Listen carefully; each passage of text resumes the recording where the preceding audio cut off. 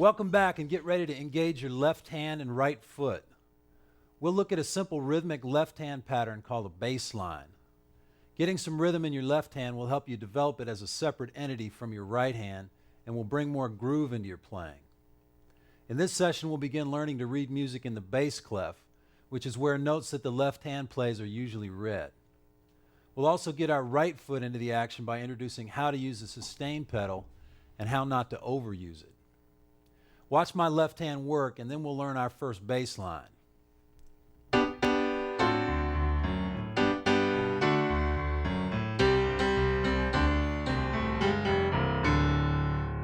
Let's go back to the tune we played in session 2, When the Saints Go Marching In. We learned how to play the melody in session 2, but now we're going to work on playing a bass line in the left hand. A bass line is a pattern of low notes that provides a rhythmic foundation and a groove to play the tune over. And we'll use a chord chart to represent the framework of the tune, which we'll need to put together that bass line with. The three chords of this tune are our old friends C, F, and G. We'll learn a simple pattern to use in our bass line, and I'll break it down for you, but first here's the sound of it.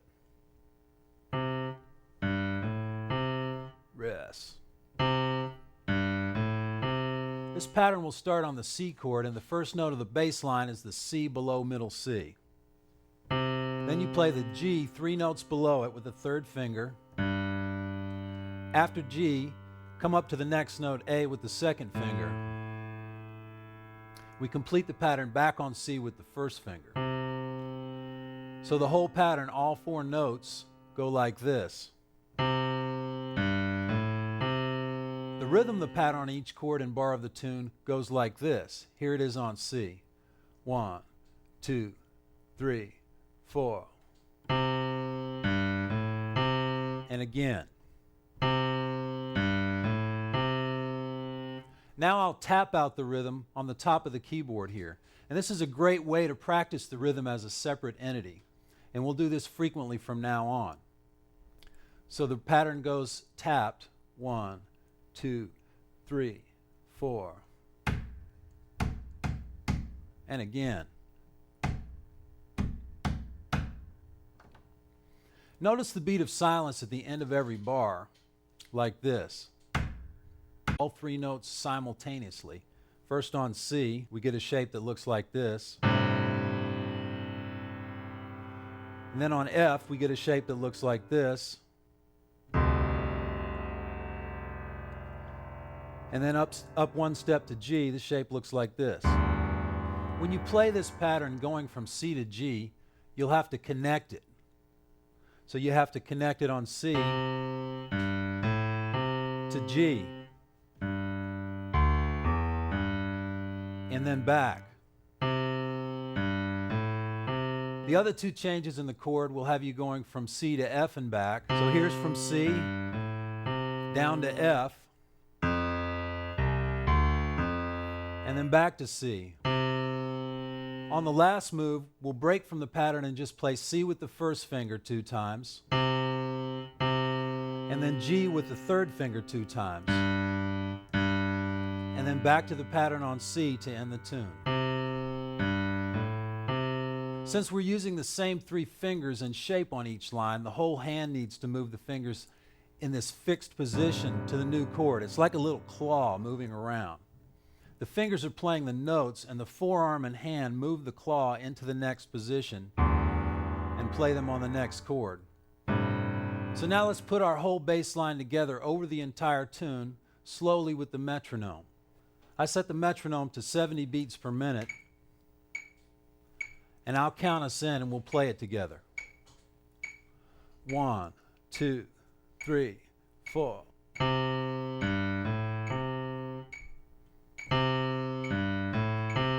Rest. To the G. Back to the C. Down to the F. Back to the C. C, C, G, down. Now we'll see how this bass line fits in with the melody of When the Saints Go Marching In. I'll count it in and we'll follow the left hand in the chart. Don't worry about playing the right hand for now. Just hear it as it goes by and concentrate on playing the left hand in time and hearing how it fits in with the melody. 1, 2, 3.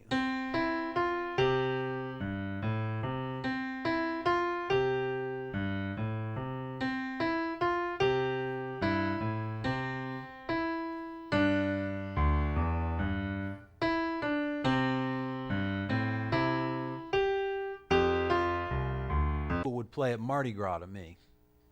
Now we'll play this bass line all the way through, and this time I'll put some right hand rhythm chords against the bass line.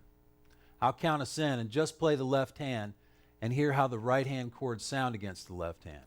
1, 2, 3, 4.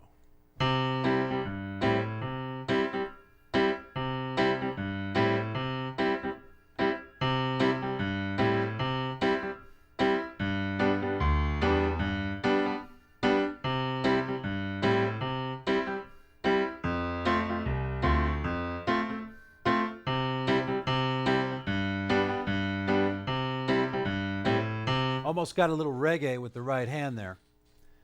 The more you develop the left hand's strength and independence, the more you'll be able to keep a bass line going while you play complementary rhythms, melodies, and chords with the right hand.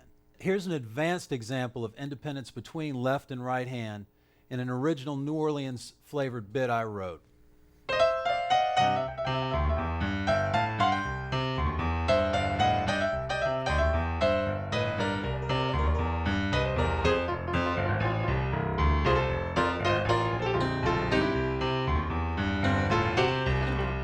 Getting to something like that takes a good amount of time, but that New Orleans bit you're playing on Saints is a lot of fun too.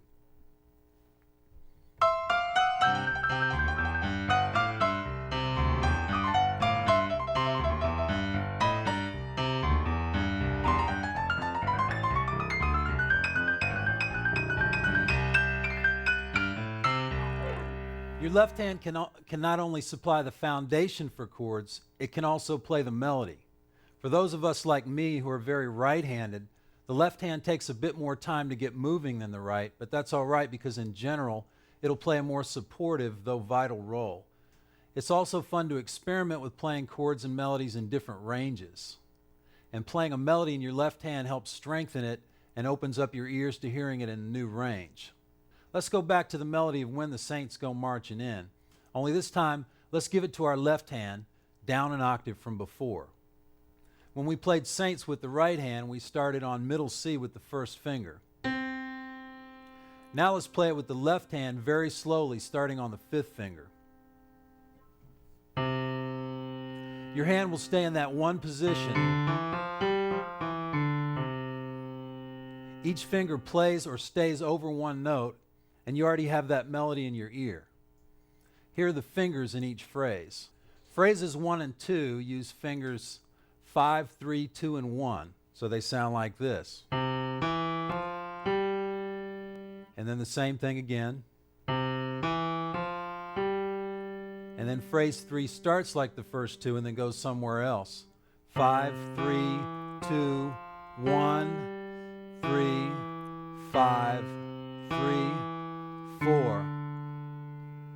Phrase 4 uses fingers 3, 4, 5, 5, 3, 1, 1, 2. Phrase 5 goes 3, 2, 1, 3, 5, 4, 5. And again, we'll break this down further in the workshop. For most of us, this melody will be harder to play with the left hand, especially with the fourth and fifth fingers. In the left hand, we'll mostly be playing low notes to support the right hand, bass lines, and eventually chords with the left hand. But I want you to become aware of the piano's possibilities with these lower notes and also to strengthen your left hand. The left hand, there are two staffs. The upper one is the treble clef staff for the higher notes on the piano, and the lower one is the bass clef staff for the lower notes on the piano.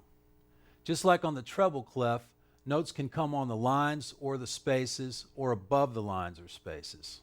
The lines of the bass clef are the notes G, B, D, F, and A. A traditional way of remembering them is good boys do fine always. And these are those 5 notes on the piano. G, B, D, F, and A. The notes on the spaces of the bass clef are A, C, E, and G. And here they are on the piano. A, C, E, and G. Going by on the bass clef staff. 1, 2, 3. Rest, rest. Rest, rest. 1,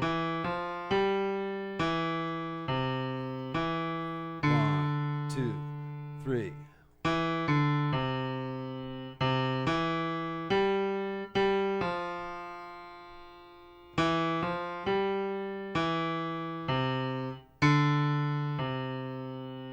We'll get to the different note and rest values soon, but for right now, we're just focusing on the lines and spaces of the staff.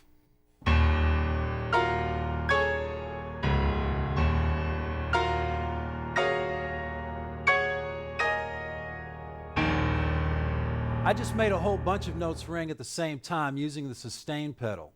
The sustain pedal is a useful, though often misunderstood and frequently overused part of the piano. This pedal is located at your feet below the keyboard, and we play it with our right foot. The sustain pedal can be used to keep the sound of the piano ringing after your hands come off the note. On an acoustic piano, the pedal also opens up the sound of the instrument and makes it breathe. On a digital piano, the sustain pedal is an attachment and should sit approximately where the sustain pedal sits in relation to the keyboard on an acoustic piano. Using this pedal allows you to stack chords or notes without losing the sound of what was played before using it. To hear this pedal working, let's play a C triad rooted on middle C with the sustain pedal down and keep going up in C triads. As long as I keep the pedal down, all those notes will keep ringing. And I can play any other kind of chord, they still ring. Now let's do the same in the left hand. We'll start by playing a middle C, and then play all the C's going down the keyboard while holding the sustain pedal down. And you can hear that all of them keep ringing. It's down and I'm stacking the chords up, and I take it off and put it back down every time I change a chord. So here's where I change the chord. And here's the chord change. So the pedal went up when I changed the chord. In written music, mostly in the classical idiom, notations of when to put the pedal down are shown by pedal markers like this. These markers show when the pedal goes down and when it comes back up, and when there's no pedal marker at all, the pedal's not played. Using the sustain pedal can be useful, but the pedal should be used judiciously because it can cause you to blur melodies, rhythms, or progressions unintentionally. Here's an example of a melody being blurred by overusing the pedal.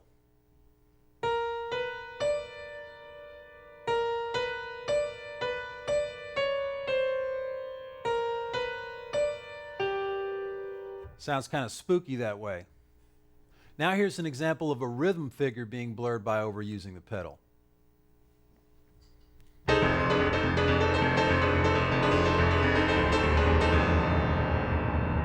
In general, you don't want to use much pedal when you're playing rhythmic figures. Finally, here's an example of a chord progression being blurred by overusing the sustain pedal.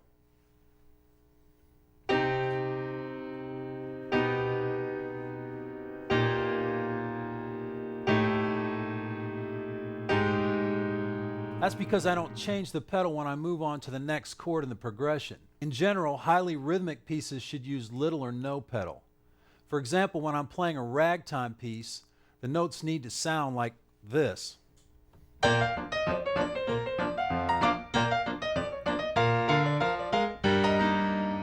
But when I use the pedal, they sound like this.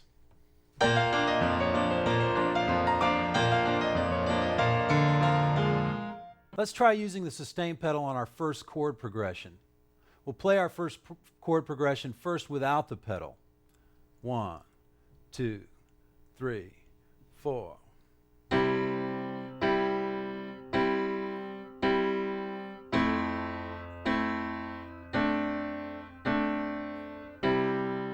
Now we'll put the pedal down as we strike the first chord and lift it up as we play the fourth statement of that chord just before we change to the next chord. Then put the pedal back down when we play the second chord and leave it down when we strike the third chord, because these chords are compatible enough that it makes a nice effect to play them both with the sustain pedal down. So the whole thing, using the pedal this way, sounds like this. 1, 2, 3, 4. And change the pedal. And then change it again. Practicing without the pedal helps us to develop our ability to connect things musically using our body. The wrists and forearms are mostly responsible for connection at the piano when we're not using the pedal. Practicing with the pedal and using it well will also allow us to get other colors and sounds from the piano and to use a large range of the piano at once. Check out this classical piece and how I can play the chord and the bass note with the left hand by using the pedal.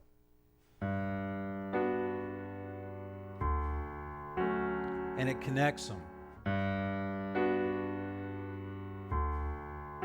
The bottom line on when to use the pedal is use it judiciously, never allow it to muddy the picture, and don't use the pedal to attempt to connect what your body can connect better and cleaner. This session's nugget is really more of a don't, and it is don't over pedal. Develop an awareness of when you're using it.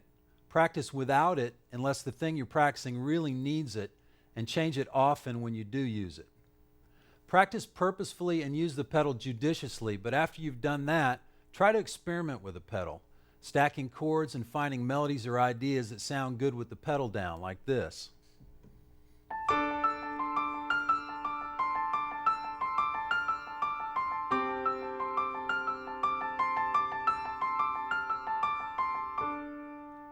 Well, we've come to the end of session 4, and we learned some new tricks in this one. Using our left hand on bass lines and on a melody, and using our right foot on the sustain pedal. We'll build on that left hand foundation as we go along so that it anchors, drives, and complements what the right hand is playing. We also began reading in the left hand's clef, the bass clef.